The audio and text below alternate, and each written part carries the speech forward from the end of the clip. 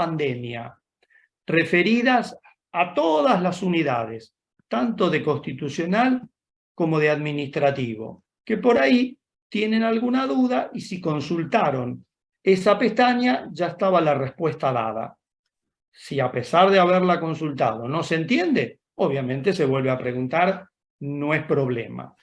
Y además... Profe, yo los estuve escuchando y la verdad que se entiende bastante bien. Bueno, pero por ahí, suponte, algún tema que no se trató en los cuatrimestres anteriores o tratado y vos por ahí no le encontrás la vuelta, lo volvés a plantear, no hay ningún inconveniente. Bueno. Y a la vez les decía, en el AU 24, en unidad 1, unidad 2, etcétera, etcétera, van a encontrar mi audio específico y van a encontrar también el material de los otros docentes referidos a esa unidad, es decir, a cada una de las unidades del programa. ¿Sí? O sea, ahí tienen, digamos, todo el combo armadito. A pesar de todo, dudas, inquietudes, estamos abiertos a las preguntas. ¿Sí? Bien. Díganme si esto se entendió, le contestamos entonces a nuestra condiscípula. Sí, profe. Bueno, vamos entonces ahora a la pregunta. Acá nos decían que no estaba del todo claro, que no era muy entendible esto de la clasificación que el derecho hace en relación a códigos de fondo y a códigos de forma. ¿A qué le llama la ciencia jurídica código de fondo? A los códigos que regulan o contienen instituciones jurídicas. Ejemplo, tomemos al Código Civil y Comercial actual de la República Argentina.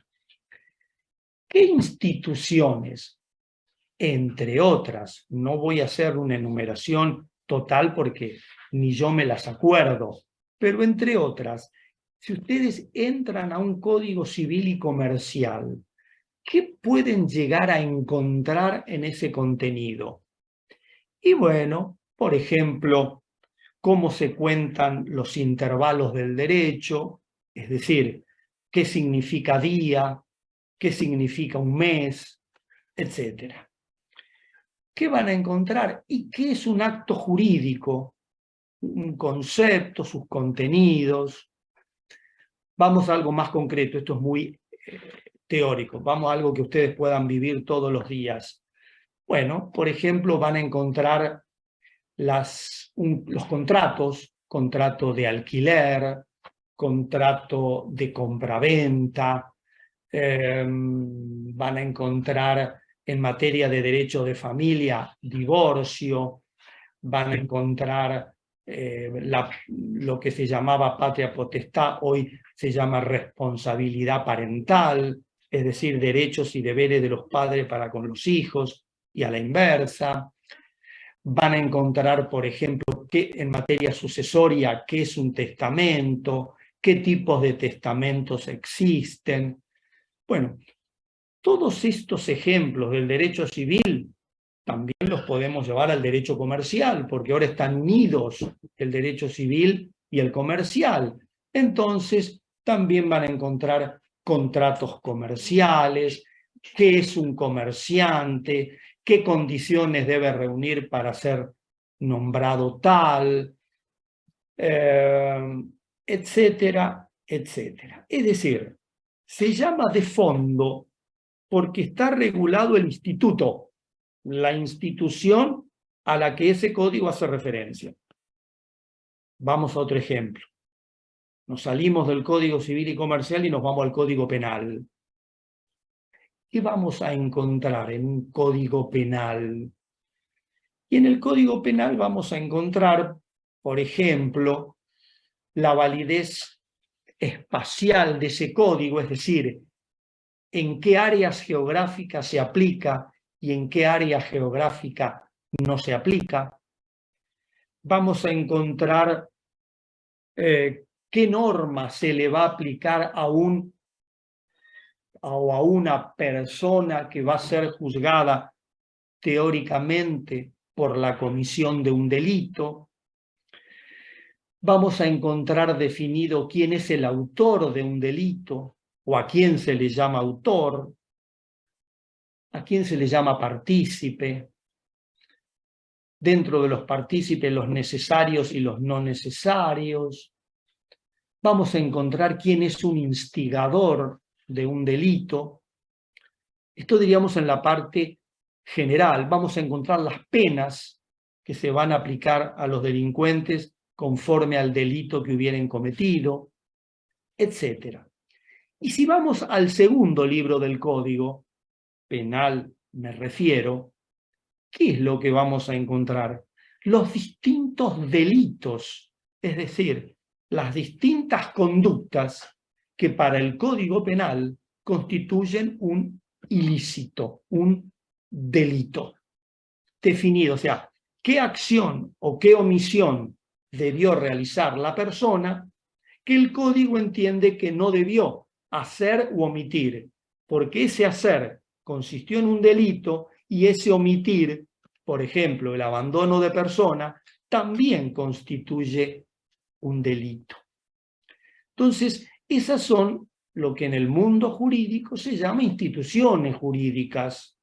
Entonces tenemos la institución familia, si hablamos del Código Civil, la institución contratos, si hablamos del Código Civil y Comercial, porque hay contratos civiles y contratos comerciales, el delito de defraudación, el delito de estafa, el homicidio, el femicidio, quién es autor, quién es cómplice, quién es partícipe. Bueno, todo ese andamiaje jurídico, y lo mismo podríamos decir de otros códigos, pero bueno, no me quiero extender demasiado. Esos son entonces los de fondo, que son únicos para todo el país. Es decir, la Argentina tiene un solo código civil y comercial. Código que se aplica desde Ushuaia hasta La Quiaca, de Mendoza hasta Misiones, es decir, a lo largo y a lo ancho de la República. Un mismo código civil y comercial, un mismo código penal para todos los que habitan el territorio de la República, sean nacionales o extranjeros, domiciliados o transeúntes, para todos, todas y todes. ¿Vamos hasta ahí? ¿Se entiende? Y si no, se pregunta.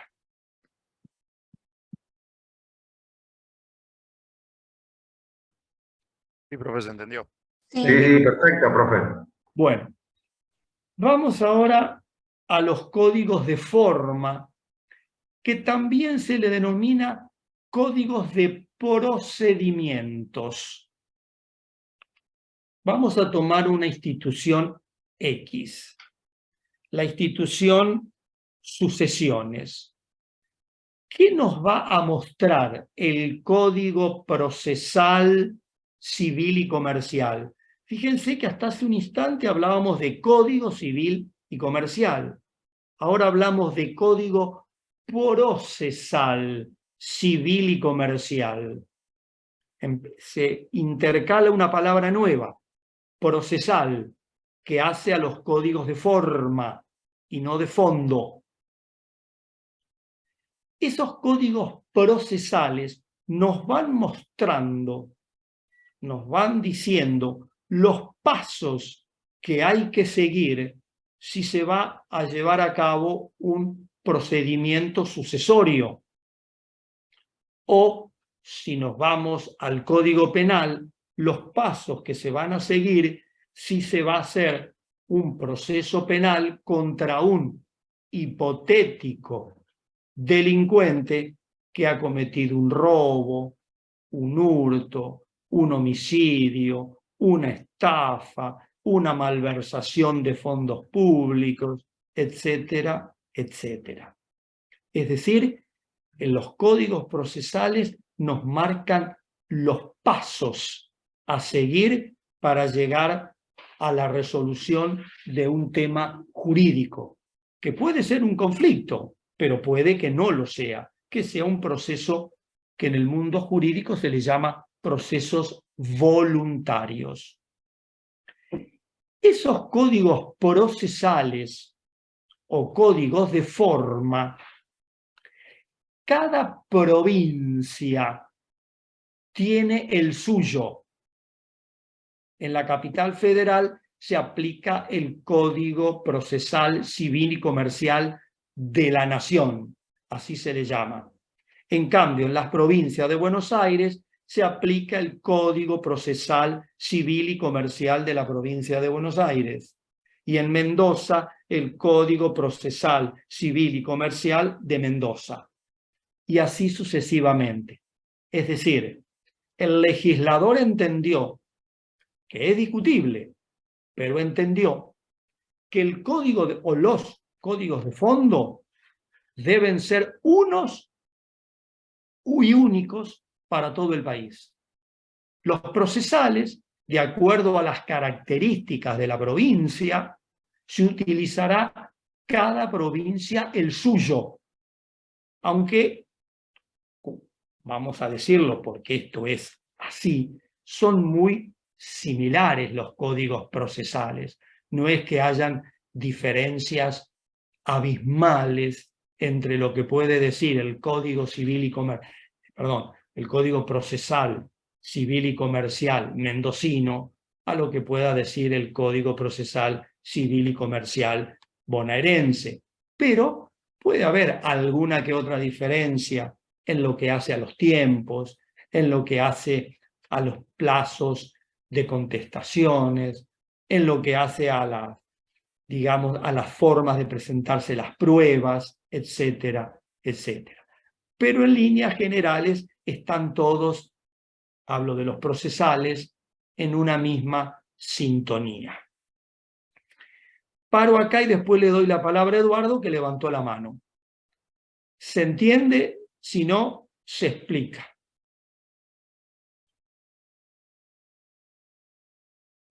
Sí, profe, se entendió. Sí, profe. Bueno, dale, Eduardo. Profe, en ese caso, ¿cuál de las dos tiene prioridad para utilizarlo? ¿Se puede utilizar las dos, la nacional o la provincial?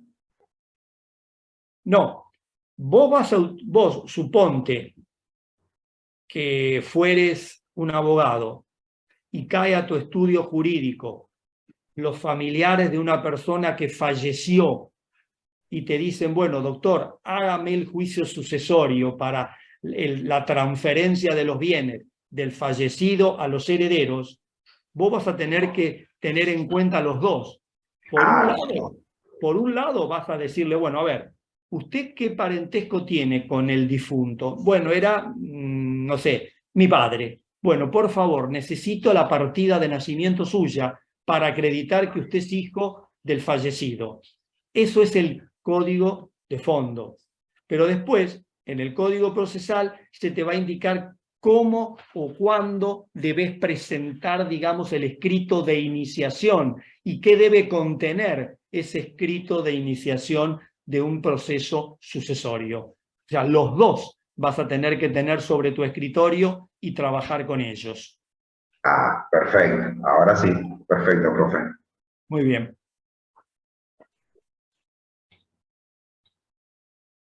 O sea, profe, una pregunta, que Vale. primero se rige por un código y después por el otro, o sea, de tal manera vas a tener que usar los dos, primero de forma y después de procesal.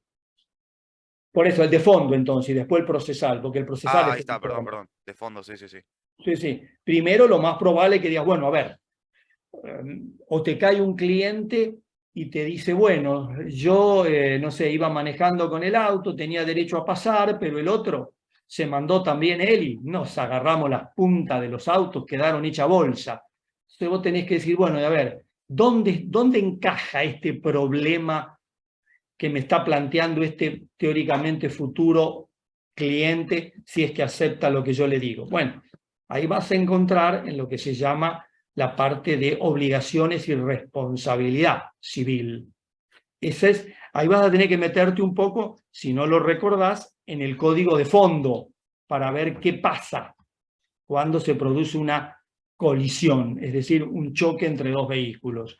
Y después vas a decir, bueno, por lo que me contás, lo vas a tener que iniciar vos, que sos el damnificado, porque vos venías por la derecha, él no sé si estaba distraído, le fallaron los frenos, qué sé yo, la cuestión es que te embistió. Bueno, iniciamos la demanda. Ahora, una demanda por daños y perjuicios como consecuencia de un accidente vial, ¿qué debo reunir yo para ser válida y que el juez no me la rechace? Bueno, ahí tenés el código de forma o procesal que te va indicando qué debes incluir en tu demanda hacia el otro, que es en este caso el demandado.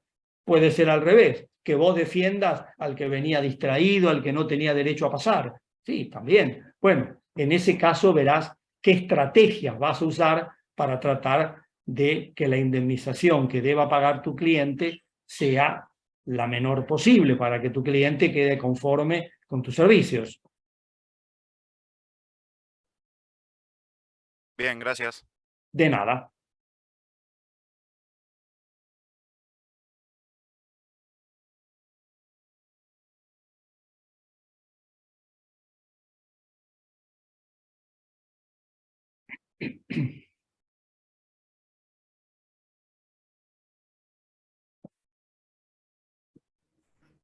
Profe, Sí, ¿podría dar algún ejemplo de diferencia entre norma y ley que no me quedó muy claro?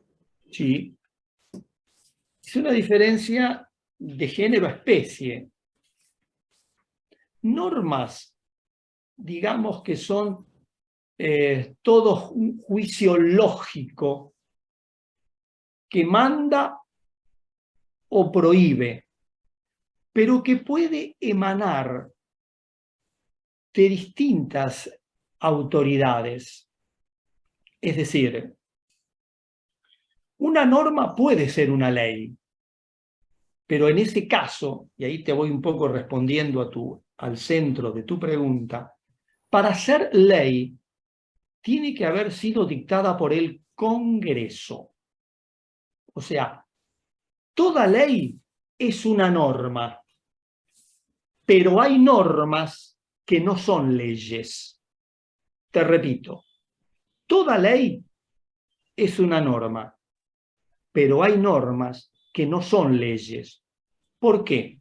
Porque, por ejemplo, un reglamento que dicte el Ejecutivo por una determinada circunstancia es una norma, pero no es una ley, porque no viene, no emana del Congreso. Y vamos a un caso, como les decía yo el otro día en la charla, vamos a un caso más cercano a ustedes que estudian económicas. El Banco Central es el banco un poco madre de la República Argentina, porque es el banco que fija la política monetaria, porque fija la política cambiaria, ¿sí? Bueno, ese banco, al fijar ese tipo de políticas, generalmente, ¿cómo se manifiesta? ¿Cómo las expresa? A través de circulares. Circulares que van dirigidas fundamentalmente a las demás instituciones bancarias, sean públicas o sean de gestión privada. Es para toda la actividad bancaria. Por ejemplo, cuando el Banco Central dice, bueno, ¿cuál va a ser el encaje que deban tener los bancos para poder hacer préstamos o realizar actividades? Cuando cambia el encaje, porque lo aumenta o lo disminuye, lo hace a través de una circular. Esa circular es una norma, porque es obligatoria para todas las instituciones bancarias del país, de gestión pública o de gestión privada. Pero no es una ley, porque no emana del Congreso, está emanando del Banco Central de la República Argentina. Y lo mismo podríamos decir, por ejemplo, cuando alguien emite un acto administrativo, un funcionario. El acto administrativo también es una norma, pero no es una ley. ¿Por qué? Y porque el acto administrativo por ahí lo emitió un intendente municipal, lo emitió el decano de una facultad, y son normas también, porque mandan o prohíben, o describen, pero no surgieron, no las dictó el Congreso de la Nación ni una legislatura provincial. Vino de otro órgano, para el caso de un órgano ejecutivo. Podrá ser un presidente, podrá ser el gobernador de una provincia, el intendente de una ciudad. Bueno, da lo mismo. ¿Se entiende entonces diferencia entre norma y ley? Sí, ahora sí, Claro. gracias. De nada. Dale, Franco, que levantaste la mano. Sí, yo tengo una consulta que, por ejemplo, si, no sé, el decano de la facultad lo toma como ley, nosotros, por ejemplo, X cosa que diga o haga, dice, bueno, la ley de tal cosa, y nosotros lo tenemos que reconocer como una norma por el simple hecho de que no está dictada por el Congreso. A eso es lo que quería llegar. A ver, cuando un decano emite un acto administrativo a través de una resolución, es porque se ha producido un pedido de parte de alguien. Suponte que vos te excedes en las inasistencias a las clases y quedás libre. Pero aquí que vos ponele, tuviste un accidente, no pudiste concurrir a clase, se lo planteaste al docente, y el docente por ahí un poco obcecado, con poca cintura política, política no partidaria, sino de trato hacia el otro, te dice, no, de ninguna manera, estás libre, perdiste la cursada. Entonces vos, con carácter excepcional, te dirigís al secretario académico o a la secretaria, no sé el sexo que tendrá, y le decís, mira, a mí me pasó esto, esto y esto, con carácter excepcional, ¿no se me podrá reincorporar y seguir cursando la materia? Porque el profesor titular me dice que no, que ya quedé libre, que pin, que pum, que pan. Bueno, si ese funcionario al que vos le dirigiste la nota entiende que tus razones son válidas, va a emitir un acto administrativo diciendo que se concede a Franco Rodríguez la reincorporación en la asignatura actual y por ende va a poder seguir cursándola. Esa es una norma, pero no es una ley. ¿Por qué es una norma? Porque te está habilitando a vos a seguir cursando una determinada materia. No te manda ni te impide, pero sí te describe, como te dije recién, una realidad, una circunstancia, que vos podés seguir. Claro, es una norma particular, individual, dirigida a vos como persona. Generalmente las leyes son generales, van para todas las personas, pero no importa que el alcance sea general o individual. Para ser norma o ley, lo que varía es de qué órgano emana, de qué órgano surge.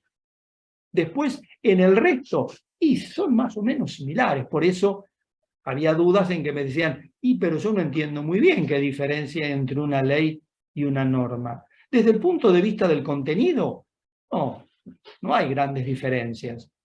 Sí hay desde quién emana, e incluso hasta podríamos decir qué alcance tiene, si es individual, si es para pocos, si es para muchos, si es para todos. Porque, ojo, que también hay leyes individuales. Por ejemplo, cuando el Congreso dicta una amnistía, desincriminando un delito dirigido a una persona que cometió un delito específico en particular, y va dirigido solo a ella, y es una ley y la emitió el Congreso, y es también particular, individual, dirigida a una única persona. No importa si va dirigida a una, a poco o a muchos. Lo que importa para hacer la distinción es de quién emana, quién la dictó. Bien, o sea que la principal diferencia entre ley y norma es que si la emana el Congreso es ley y si no es norma emanada por cualquier otra persona. Perfecto, pero ten en cuenta una cosa, Franco, que aunque sea ley, también es norma, ¿eh? No, sí, obvio. Si es ley es Porque norma, si es norma no es ley. norma las engloba todas. En cambio, la ley es una norma, pero hay normas que no son leyes, las circulares del Banco Central, los reglamentos del Ejecutivo, actos administrativos, etc. Es decir, la norma sería un círculo muy amplio, y dentro de ese círculo, un círculo más pequeño que te diga esto es una ley. Bien, bien. Gracias, profe. De nada.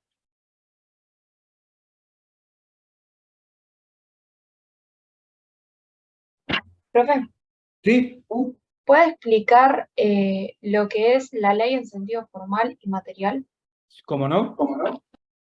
Bueno, ley en sentido formal significa que la ley fue dictada conforme al procedimiento que establece una ley superior a la que se está dictando. A ver si te aclaro ahora con un ejemplo. Nosotros dijimos hoy en más de una oportunidad que las leyes las sanciona el Congreso. Ahora, cuando el Congreso sanciona una ley, ¿qué procedimiento utiliza para que se sancione una ley? ¿El que a él se le ocurra y lo cambia todos los días? De ninguna manera. Sería esto más desastroso de lo que ya es. El Congreso tiene que tener en cuenta qué le dice la Constitución Nacional en relación al proceso de formación y sanción de las leyes. Entonces, una ley es ley en sentido formal cuando ha sido dictada por el Congreso siguiendo los pasos que la norma superior habilitante, léase la Constitución, le indica que debe seguir. ¿Se entiende? ¿No se entiende? Se pregunta. Sí, se entiende. Bien. En cambio, ley en sentido material es aquella disposición que sanciona el Congreso siguiendo los pasos que la Constitución le indica, pero a su vez, es una norma que debe estar adecuada en su contenido a lo que la Constitución, en este caso, la ley habilitante superior, determina. Es decir, por ahí alguna vez vos has escuchado o no que algunas leyes son inconstitucionales. La inconstitucionalidad de una ley significa que está en contra o se opone a lo que la Constitución determina. Entonces esa inconstitucionalidad puede ser de forma, por eso hablábamos de ley en sentido formal, es decir, no se siguió el proceso que la propia Constitución nos dice que se debe seguir cuando se va a sancionar una ley, o puede ser inconstitucional por vulnerar un principio que la Constitución establece. Entonces, por ejemplo, la Constitución le permite a los habitantes de la República profesar el credo, la religión que cada uno prefiera. Siempre claro está que ese culto esté autorizado a ser practicado en la República. Pero de todos los credos que están habilitados a funcionar en la República, la persona puede practicar aquel con el que o fue educado o con el que más se consustancia. Pero esa disposición constitucional que dice que todos los habitantes tienen la libertad de profesar un culto, significa que si una persona prefiere no practicar culto alguno, también lo puede hacer. Ahora, ¿qué pasaría si el Congreso dictare una ley que obligare a todos los habitantes a practicar un determinado culto? Sea el católico, sea el musulmán, sea el judío, sea el protestante, sea el sirio.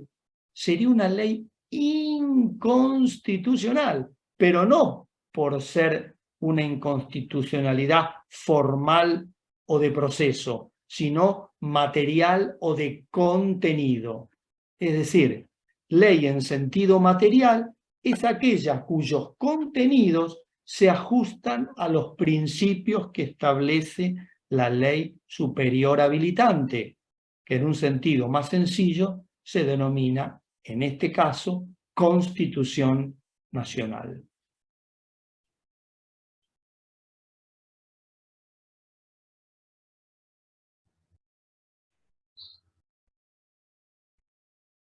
Profe, consulta, yo entendí lo que es derecho objetivo y subjetivo. Bien, esperá que ahí por el chat había una pregunta y la estaban leyendo cuando vos empezabas a hablar, Eduardo. Dame un segundito, repetime la pregunta. ¿Yo, profe? No, el Ah. joven o la joven que había escrito en el chat. ¿Alguno la pudo leer y me la pasa? Porque yo no la pude terminar de leer. Dice que los códigos de fondo también indican determinados procedimientos. A veces sí. Por ejemplo, a veces los códigos civiles establecen lo que se llaman acciones posesorias. Entonces, el mismo código de fondo ya viene un poco a suplir al código de forma en materia, por ejemplo, de acciones posesorias. Sí, muy rara vez, pero a veces suele darse, sí.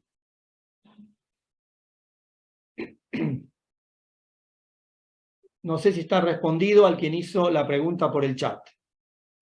Bueno, muy bien. Eduardo, dale ahora vos. Yo no entendí bien la diferencia entre derecho objetivo y subjetivo. Bueno, a ver,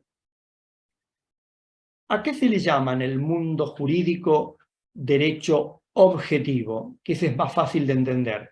Al conjunto de normas, fíjate que no te digo de leyes, de normas que integran el ordenamiento jurídico de un país.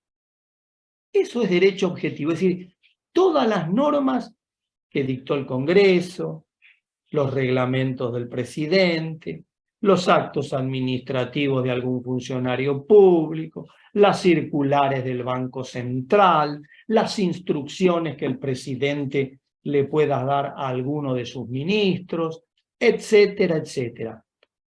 Todo ese paquete constituye el derecho objetivo, porque es el derecho que regula la conducta de los habitantes de la República, sean personas humanas o sean personas jurídicas.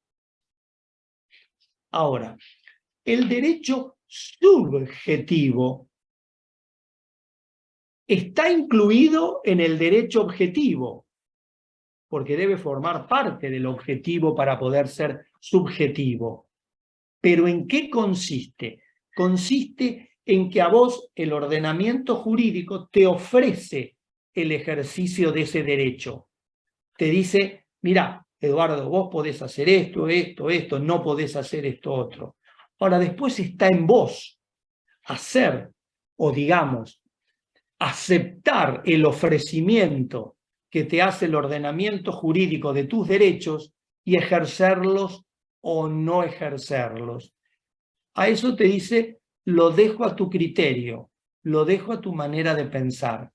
Por eso generalmente cualquier manual de introducción al derecho, de derecho privado, te nombro materias de mi carrera, no de la tuya, de derecho constitucional, de derecho administrativo. Cuando vos busques en las páginas qué es derecho subjetivo, ¿qué es lo que te va a decir el autor del libro?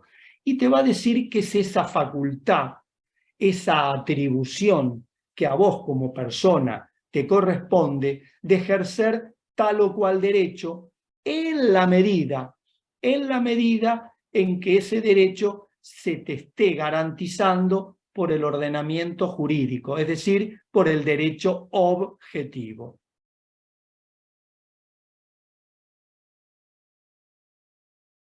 Perfecto, profe. Ahora sí, clarísimo. Muy bien.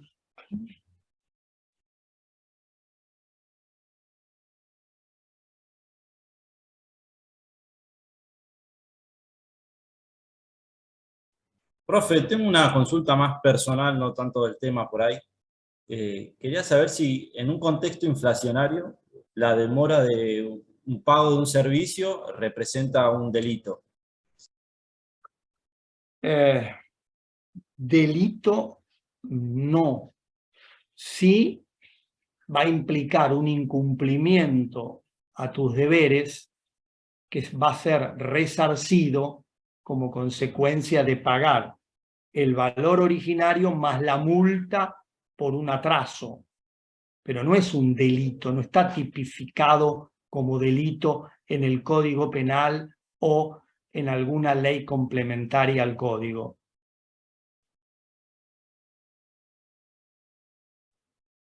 Claro. No, te preguntaba porque, bueno, te digo lo que pasó con esta. Yo trabajé en el Parque Serena, que es del Ministerio de Desarrollo, y contrataron 600 personas y nos tenían que pagar a fin de temporada, que era el 17 de febrero, y ya estamos 17 de marzo y no nos pagaron. Y Ajá. por ahí, o sea, a cada persona por ahí no es tanto la diferencia, pero en las 600 personas son como 3 millones de pesos en el 6% de inflación que hubo el mes con él.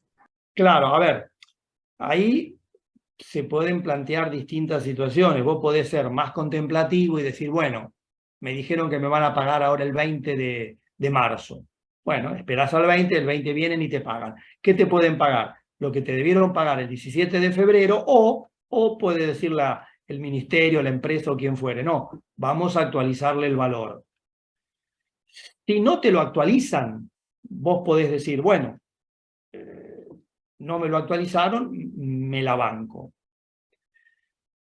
Podés, si sos un poco más exigente, decir, no, bueno, no acepto el pago y voy a la justicia, para que cuando el juez falle a mi favor, me pague con relación al valor adquisitivo de ese valor, es decir, al 17 de febrero, a hoy, pongamos que sea junio del 23, por decirte algo, o del 24, pero te vas a perder la posibilidad de tener el dinero hoy en tus manos, porque desde el momento que aceptás el dinero es que estás consintiendo, entonces ya no te queda ninguna acción procesal por ejercer. Eso va a depender de cómo esté tu situación económica, tu bolsillo. Pero en realidad no es un delito penal. A lo sumo vos lo que podés percibir es una readecuación del valor a cobrar como consecuencia de este proceso inflacionario. ¿Sí? ¿Se entiende? Sí, sí. Bien.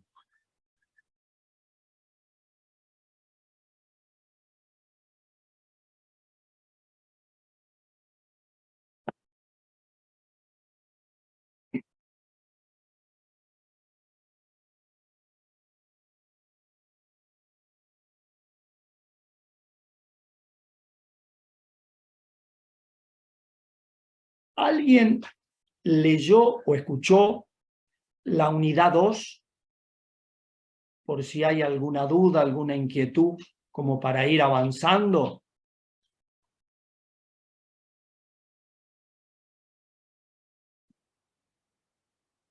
Creo que no. Bueno, entonces vamos a hacer una cosa.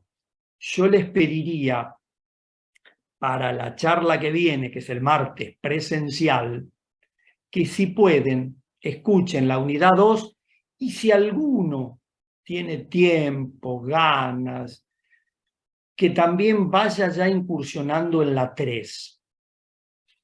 Porque ya sería teóricamente el próximo martes nuestra tercer clase, nuestro tercer encuentro. Y acuérdense que yo les dije que hay prácticamente un día por unidad. Y no me gustaría que alguna unidad no se viera nada, por cuestión de tiempo me refiero, ¿verdad? Entonces, si alguno de ustedes puede, la 2 todos, ahí no hay tu tía que valga. Pero si alguno puede ya también la 3 y ir adelantando algo, por ahí alguna duda, una inquietud que le sirve al resto de sus compañeros, bueno, perfecto, nos vamos medianamente ubicando en la planificación que yo hice, que si Dios quiere el martes ya les llevo fecha de exámenes parciales y recuperatorios. Mientras tanto, bueno, sigamos con esta unidad. O si alguno leyó la 2 o escuchó la 2, quiere hacer una pregunta, también la vemos. Te hago una pregunta. Dale. ¿Sabes si los parciales son virtuales o presenciales?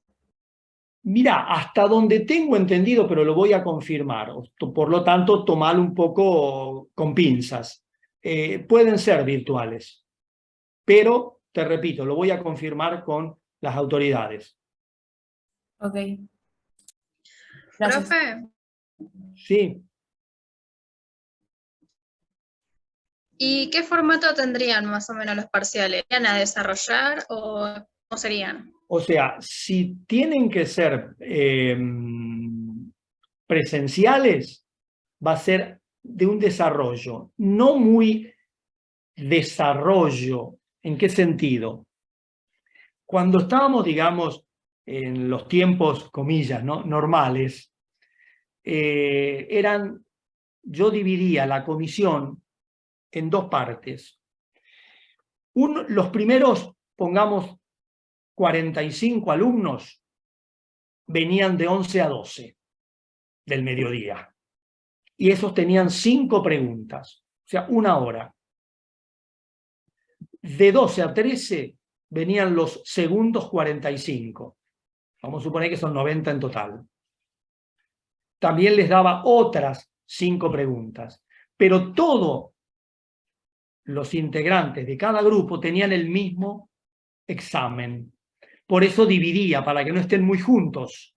Porque si no, vieron que cuando uno está juntos y hay un examen y no recuerda por ahí la respuesta, tiende a hacer alguna travesura, a mirar para el costado, etcétera, etcétera. Entonces, al ralearlos, al separarlos, quedaban aislados consigo mismos. No tenían alternativa más que pensar la respuesta.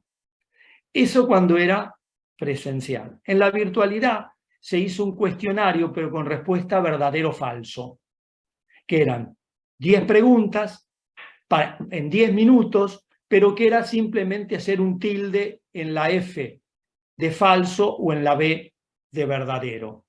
Y ahí entraban, tenían un tiempo de 45 minutos para entrar, entre las 11 y las 12 menos cuarto, cada cual entraba cuando podía, siempre teniendo en cuenta que su examen iba a durar 10 minutos y no más. Y la máquina, el mismo sistema, le distribuía 10 preguntas de distintas unidades.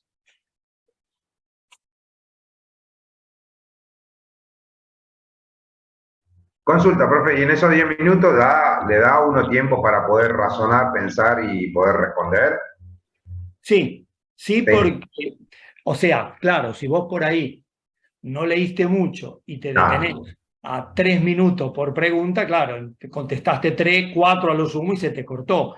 Pero si vos más o menos conocés el tema, son preguntas sencillas, no es que hay capciosidad donde el alumno puede... No, pero fíjate esta coma que le puso... No, no, no hay trampa, no hay trampa. Ahora, sí tenés que saber, porque si no podés...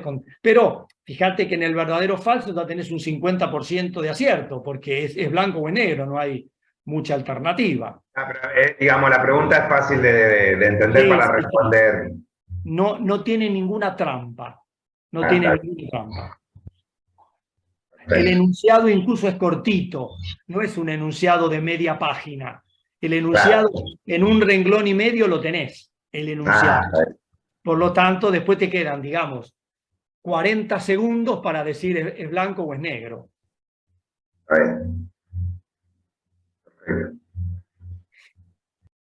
Profe, distinto de lo que es tema parcial. Cuando habla de capacidad, ¿a qué se refiere? Porque no me quedó claro eso tampoco. A ver, capacidad, dicho así no te entiendo. O sea, a ver si me podés precisar un poco la palabra o en qué lugar del programa. Sí, porque en el punto 3, donde habla de sujetos de derecho, la persona humana, al comienzo de su existencia, Sí. también habla de la capacidad. A ver, espera, Y da déjame como un ver. Sí, acá está, acá está. concepto medio amplio de lo que como que sería la palabra, lo entiendo yo, pero no lo relaciono a lo que sería a lo jurídico, digamos. Sí. A ver. La capacidad es la aptitud que vos tenés para realizar un determinado acto jurídico. Hay incapaces de derecho y hay incapaces de hecho. Ahora, en materia de derecho privado, la capacidad, digamos, es la regla. La incapacidad es la excepción. A diferencia del derecho público, donde la capacidad es la excepción y la incapacidad es la regla. A ver si me puedo explicar y me salgo un poco del mundo tan jurídico.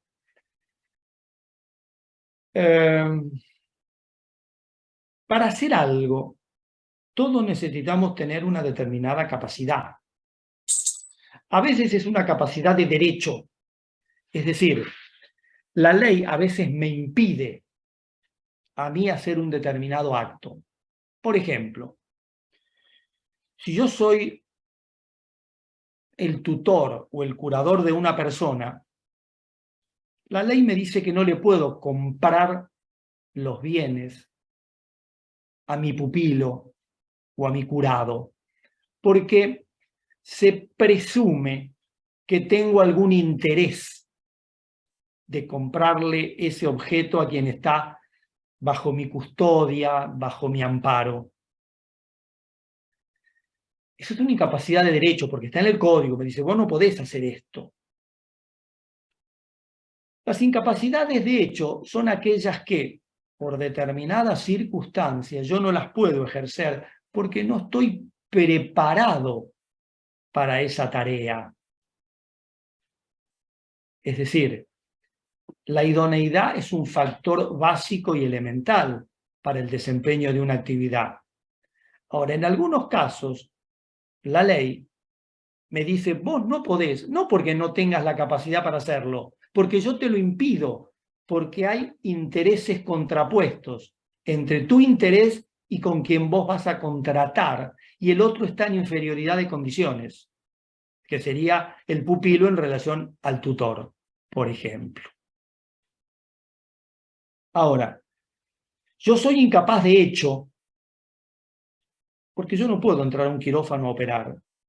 ¿Por qué? Y porque no soy cirujano, por lo cual haré un estropicio fenomenal.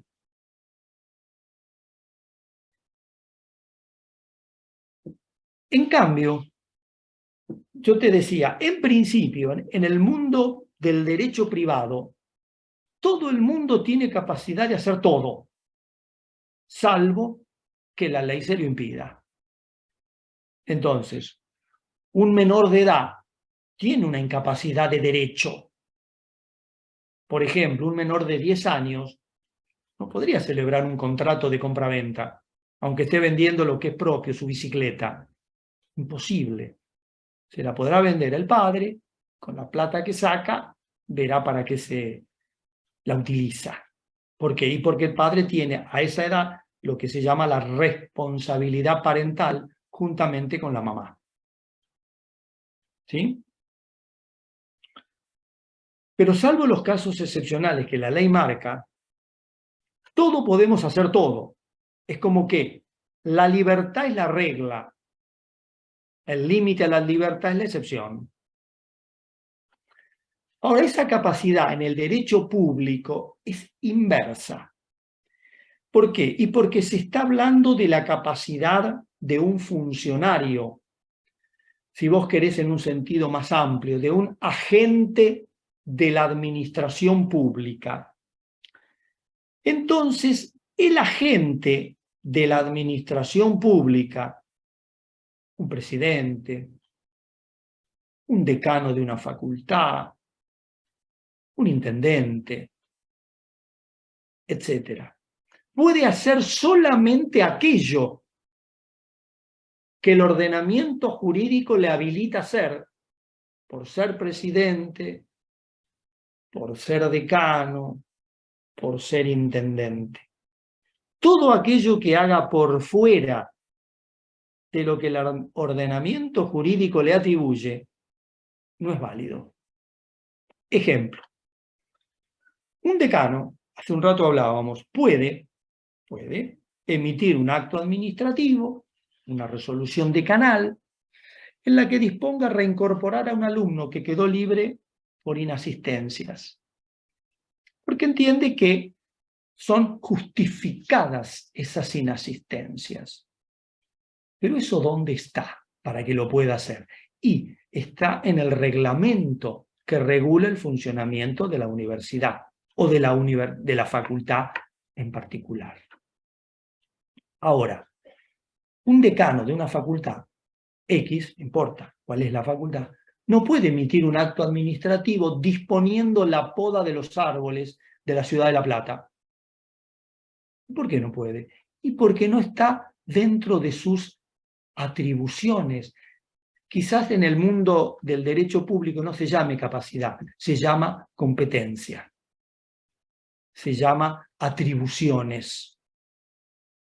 Entonces, en el mundo del derecho público, pongamos un decano, se puede hacer lo que el reglamento de la universidad y o facultad lo habilita, nada más. Como decano, después en su vida privada es otra cosa, me refiero al cargo. Lo mismo el intendente. Un intendente no podría emitir un acto administrativo habilitando a alguno de ustedes a que siga cursando una materia después que quedó libre por inasistencia. ¿Quién es el intendente para determinar esa atribución? No la tiene. Podrá cortar los árboles, podrá mejorar las calles, podrá ejercer el poder de policía en el control de los alimentos, de los espacios públicos. Perfecto. Esas son sus competencias, pero no es la competencia de él autorizar a un alumno, ni aunque fuere su hijo, a decir, bueno, quedaste libre, pero yo te autorizo a seguir cursando. ¿Y quién sos vos, por más que seas intendente, para tomar semejante medida dentro de una facultad? ¿Se entiende lo que digo? A eso apunta el programa cuando habla de capacidad. ¿Qué podemos y qué no podemos hacer de acuerdo a nuestras circunstancias particulares y al acto o cargo que estemos queriendo hacer y o desempeñando respectivamente? Profe, gracias. ¿Se entendió, Franco? Sí, se entendió. Bien. Gracias. Bien, había un chat que no pude contestar porque estaba conversando. Si me lo leen. Sí, dice, de la unidad 2 tengo duda en la diferencia de constituciones rígidas y flexibles. Bueno, la contestamos. Dentro del mundo de las clasificaciones de las constituciones, una de las más comunes es esta que plantea aquí el alumno o la alumna, que es el referido a qué es una constitución rígida y qué es una constitución flexible. La Constitución es una norma. Ahora bien, las normas se sancionan de acuerdo a la realidad del momento en que se la sanciona. ¿Qué sucede? El paso del tiempo a veces las transforma en viejitas, en desactualizadas, en que no se adecuan al tiempo que les toca regir. En ese caso, ¿qué hay que hacer con la Constitución? Y hay que reformarla.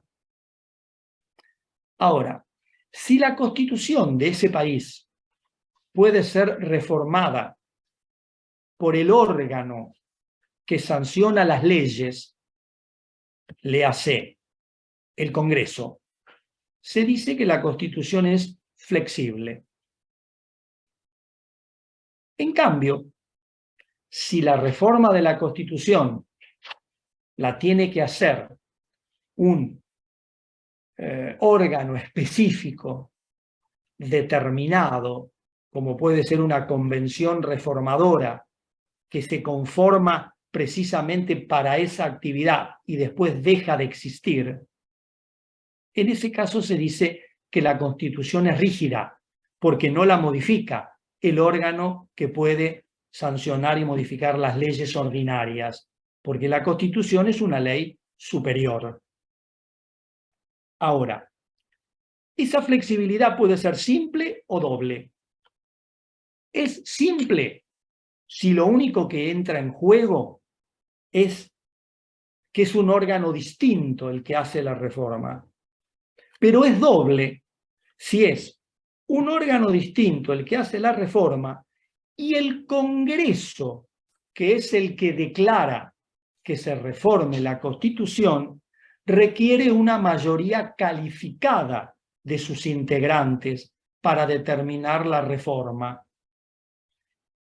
¿Qué quiero decir cuando digo mayoría calificada?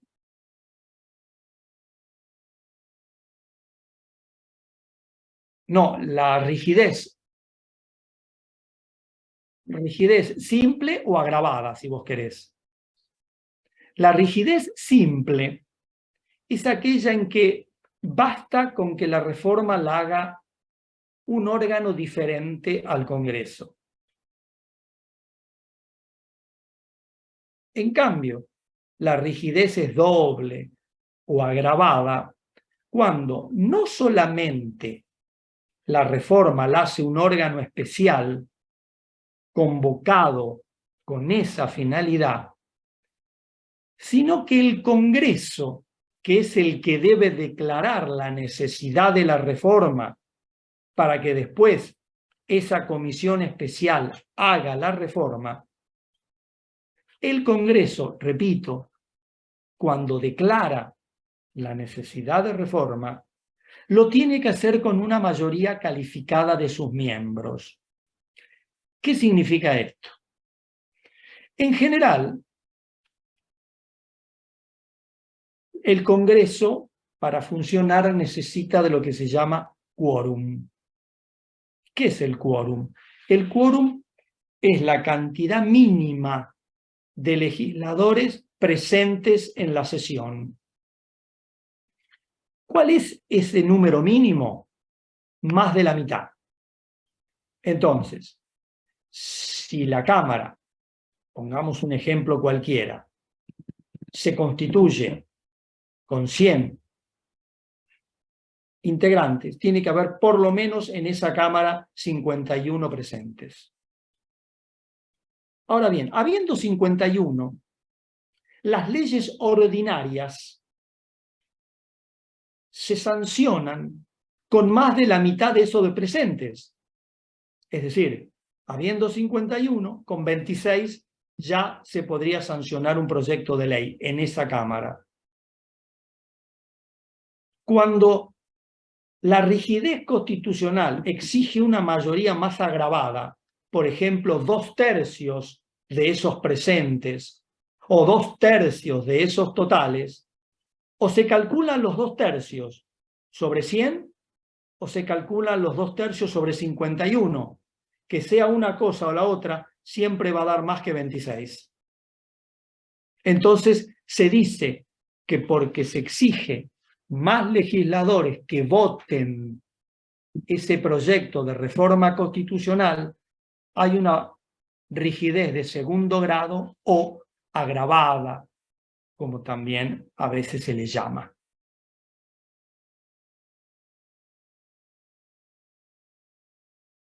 Por ejemplo, la reforma laboral sería una rigidez agravada.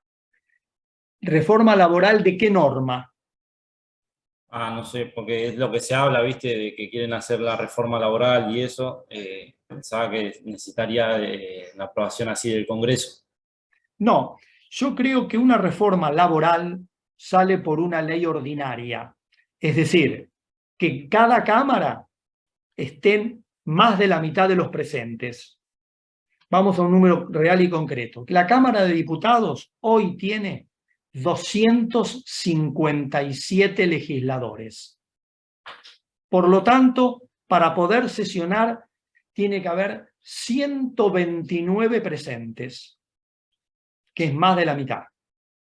De esos 129, con que lo voten más de la mitad, ya tiene aprobación en diputados. Pasa al Senado. Senado tiene 72 legisladores. Con que haya 37 es suficiente para sesionar.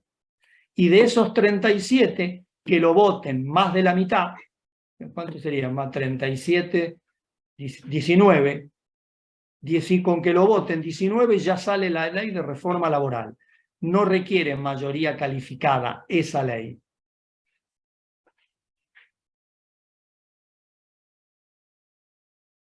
¿Se entendió, Iván? Perfecto, sí, sí. Bueno. Profe, consulta, ¿y si en el Senado no se logra mayoría, que se pierde esa ley o qué pasaría en ese caso? No. Hay distintas alternativas. Puede ser que vaya al Senado y el Senado la rechace de plano, ni la discuta. En ese caso, ¿qué dice la Constitución? Ese proyecto, recién se va a poder volver a presentar el año legislativo siguiente.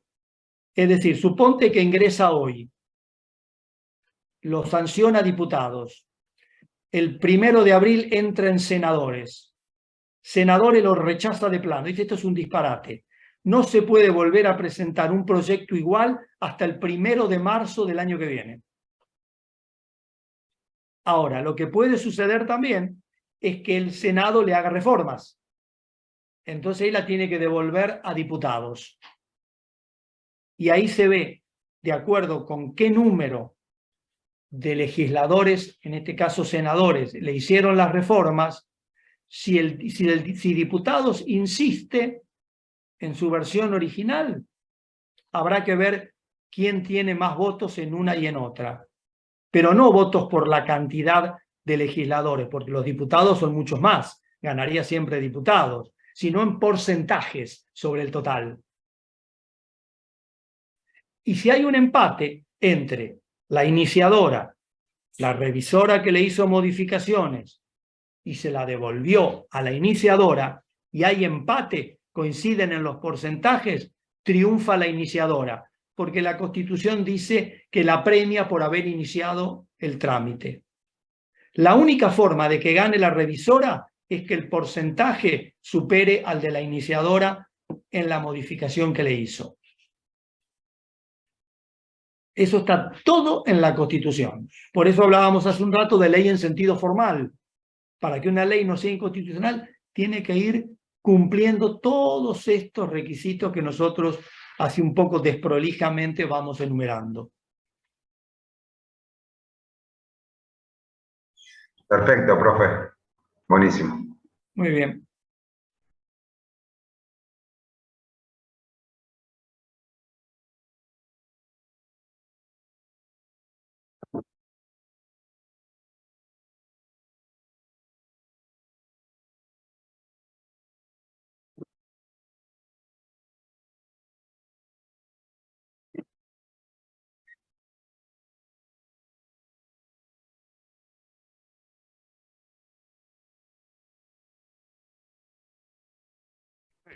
Disculpe. Profe, disculpe, una consulta. Sí. Acá que nosotros tenemos el Código Civil y Comercial y hay varios artículos, ¿usted nos recomienda que aprendamos algunos, aprendamos bastantes, pocos, como para saber? No, con esto que vimos hoy se da por satisfecho, no los quiero meter, porque esto en realidad es constitucional y administrativo. Cuando vean, en su momento se llamaba privado 2, mejor dicho, derecho 2, porque esta materia antes se llamaba derecho 1. Después, con el cambio de plan, pasó a llamarse derecho constitucional y administrativo. Pero ustedes más adelante en la carrera, yo no sé hoy cómo se llama, si se llamará derecho privado, si se llamará derecho civil y comercial. Era el derecho 2 del viejo plan de estudios. Ahí van a estudiar el Código Civil y Comercial. Sí, es derecho privado. Bien, Pero bueno, entonces nomás con que sepamos lo que es el derecho civil y comercial, como que basta, digamos. suficiente. Para ustedes en este momento suficiente. Gracias. De nada.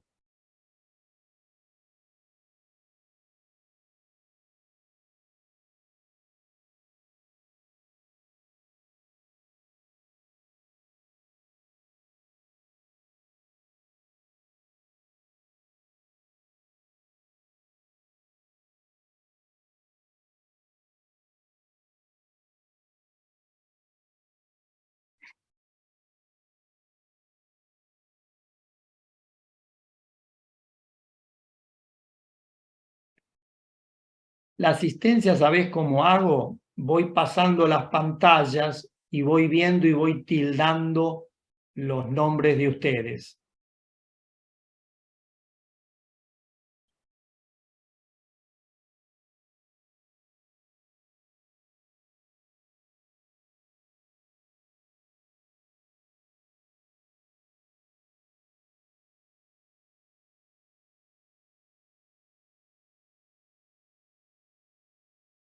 Dale.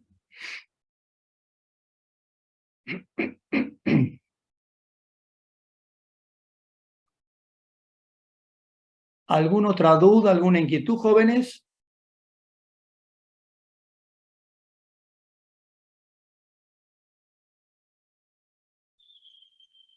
Yo Me una parece última, que... profe. Dale. Decilo que es algo sobre la bibliografía. ¿Hola? Sí, dale.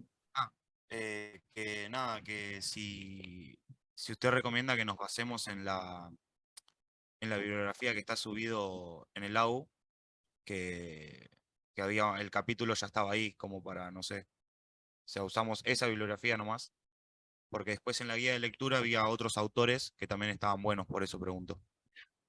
Mira, algo conversamos. Yo creo que para la parte de constitucional, con la lectura del manual, de algún manual, habíamos hablado, viste, Siulu, que es el titular, habíamos hablado de Midón, habíamos hablado de Armejian, o sea, más los audios, yo creo que no vas a tener problema, pero si a vos, por alguna circunstancia particular, te interesa ahondar un poco más, bueno, o te fijás la bibliografía o me la pedís a mí, mira, a mí me gustaría saber un poco más de esto y veo que los manuales son muy livianitos, ¿qué me sugerís? ¿Qué puedo ver? O sea, eso queda un poco vista las resultas del alumno. O sea, yo parto, digamos, de un piso. Después, para subir tenés, pero para entretenerte fenomenalmente. Hay gente, viste, que prefiere por ahí sí, en algunos temas investigar, otros no, prefieren con esto, para mí es suficiente. No hay una, viste, receta única. Yo te diría que vos, bueno, vayas viendo del material que podés tener acceso, sea porque tenés el libro, porque entraste a la U24, porque te prestaron fotocopias, manuales, bueno, lo que fuere, bueno, que vayas viendo más o menos de acuerdo al programa en qué medida el material que tenés responde a lo que el programa solicita. Buenísimo, profe, gracias. De nada.